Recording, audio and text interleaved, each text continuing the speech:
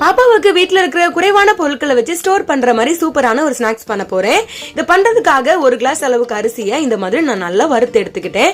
இப்போ இது இருக்கட்டும், பொரிய அரிசி ரெடி ஆயிடுச்சு. இது ஆறிட்டு இருக்கிற கேப்ல ஒரு பாத்திரத்துல 3/4 கப் அளவுக்கு வெல்லத்தை போட்டு அதுக்குள்ள 1/4 கிளாஸை விட கொஞ்சம் அதிகமான தண்ணியில ஒரு கம்பி பதம் பாகுக்கு எடுக்க வச்சிடலாம்.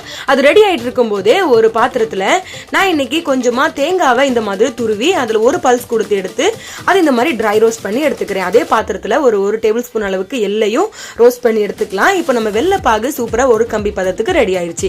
இப்போ நான் ஒரு மிக்ஸி ஜார்ல கொஞ்சமா இடிச்ச சுக்கு, அது கூடவே நம்ம வறுத்து வச்சிருந்தோம்ல அந்த பொரி அரிசி, ஒரு பிஞ்ச் உப்பு போட்டு நல்லா மையா அரைச்சு எடுத்துட்டு வந்துட்டேன்.